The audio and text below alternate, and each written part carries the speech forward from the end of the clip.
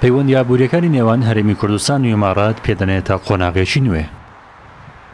وەبەرهێنەرە ئیماراتیەکان هەوڵی بتەوکردنی پەیوەندەکانیان لەگەڵ هەرێمی کوردستان دەدەن و دۆخی کوردستانیش بە گونجاو لەبار دەبینن. هەرەمە ژوای کردووە لە سێکتەرە جیاوازەکان و لە کوردستان کاری وەبەرهێنان بکەن. وڵاتی ئیمارات و هەرێمی کوردستان بە تایبەتی لەگەڵ هەولێر پەیوەندیێکی باشیان هەیە. ئاڵوگۆری وەبەرهێنانیش لە نێوانماندا هەیە.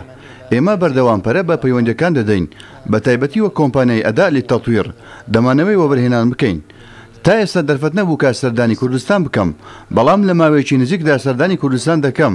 لە نزیکەوە زانیاریم هەیە کە ماوەی چەند ساڵێکە لە ڕووی ئابووریەوە بوارەکانی دیکەشەوە زۆر پێشکەوتووە، بەردەوامیشە لە پێشکەوتن. بۆیە هەموو کەسێک دەست بۆ کەسانی سەرکەوت و درێژ دەکات.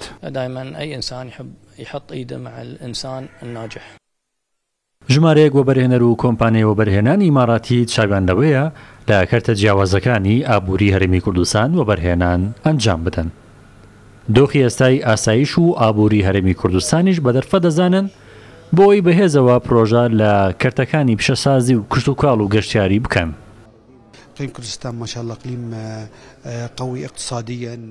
هەرێمی کوردستان ئابووریەکی بەهێز و بازرگانێکی چالاک و فراوانی هەیە.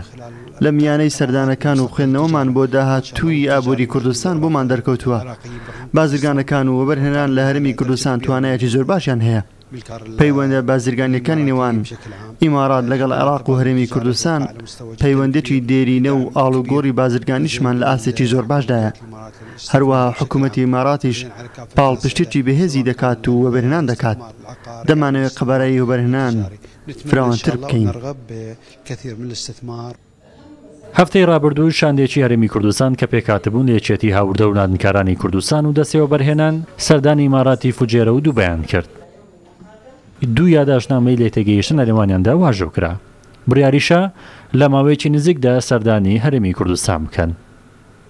هێمن هەینی کوردستان 24 دووبەی.